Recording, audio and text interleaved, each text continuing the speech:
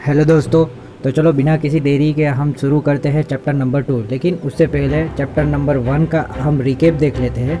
जैसे कि अब तक आपने जाना कि एक वर्चुअल रियलिटी गेम है जिसका नाम है टावर्स ऑफ ट्रायल, वो असल में रियलिटी में आ गया है और साथ ही साथ सिटी में एक बड़ा सा टावर अचानक से आ गया और सभी सिटीजन टेंशन में थे। तभी उनके सामने टावर की एक नोटिफिकेशन आती है जिसमें कहा गया होता है कि अगर टावर का पहला फ्लोर 90 दिन में क्लियर नहीं कर पाए तो पूरी ह्यूमैनिटी ख़त्म हो जाएगी। अब आगे चैप्टर नंबर 2। चैप्टर के स्टार्टिंग में एक नोटिफिकेशन आती है जिसमें लिखा हुआ होता है कि जो टावर्स ऑफ द ट्रायल्स है उसका रिबूट वर्जन आ चुका है। यानी कि जो टावर्स ऑफ द ट्रायल जो गेम हुआ करती थी वो असल में रियलिटी में आ चुका है।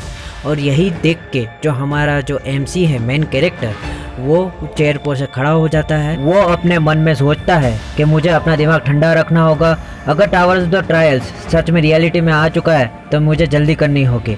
फिर वो तैयार होता है और दौड़ते दौड़ते अपने रूम से बाहर निकल जाता है और अपने आप को कहता है कि मुझे जल्दी करनी होगी, मुझे वहाँ जाना होगा जहाँ पे मुझे वो आइटम मिलेगा, वरना ये वर्ल्ड का दी एंड हो जाएगा। लेकिन इस सभी के बाद भी न जाने क्यों जो हमारा जो मेन कैरेक्टर है वो बहुत ही एक्साइटेड है और उसकी हार्ट बीट बहुत ही तेज़ धड़क रही है।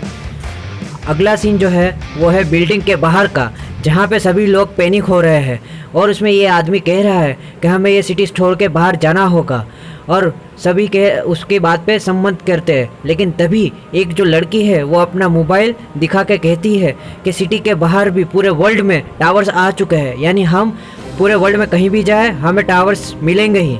तभी इन भीड़ के पीछे से हमारा जो मेन कैरेक्टर है वो कहीं जाते हुए दिखता है और अगले सीन में हमें वो अंडरग्राउंड मेट्रो स्टेशन में दिखता है। अब वो यहाँ से नीचे जाता है। जब वो नीचे जाता है तभी वो वहाँ एक फाउंटेन देखता है और अचानक से एक नोटिफिकेशन आती है कि आप एक इवेंट जोन में एंटर हो रहे हो।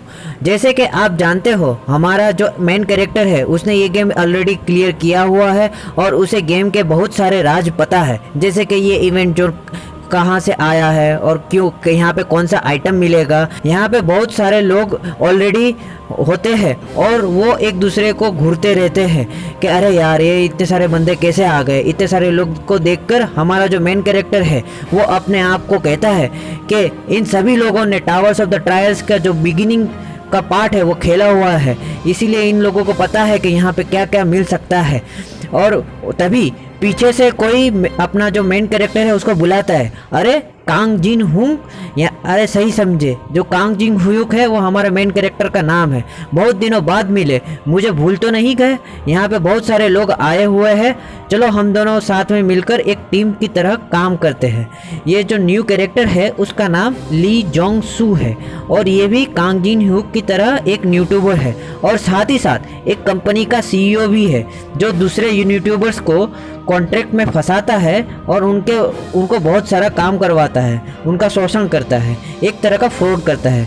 हमारा जो मेन कैरेक्टर है उसका जो एक दोस्त है उसको भी इसी आदमी ने एक फ्रॉड किया था और उसको भी फंसा दिया था, जिसकी वजह से वो हमारा जो मेन कैरेक्टर है वो बहुत गुस्से में है और वो कहता है, ओए ली जुंग सो, ये जो दुनिया है वो बदल चुकी है। यही कह के वो एक जोरदार का हेडबट उसके नाक में मारता है और उसकी वजह से उसका जो 2 दांत होते हैं वो गिर जाते हैं।